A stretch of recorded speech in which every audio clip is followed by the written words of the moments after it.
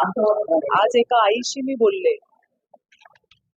ज्या आईचा मुलगा फक्त हिंदीचं एक वाक्य बोलला म्हणून त्याला बेदम मारहाण केली आणि त्याला इतका जबर धक्का बसला की त्याने स्वतःला संपवलं.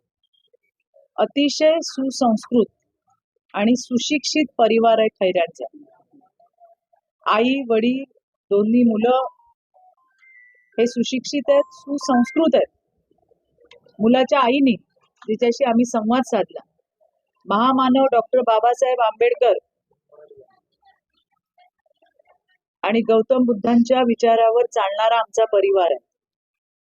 आपल्याच मराठी पोराला दुसऱ्या मराठी पोरांनी मारलं, काय मिळवलं? म्हणजे तुमच्या मुलांच्या राजकीय भविष्यासाठी तुम्ही सर्वसाधारण मराठी मुलांचे बळी देणार? याचं उत्तर मी नाही, अख्खा महाराष्ट्र मागतोय.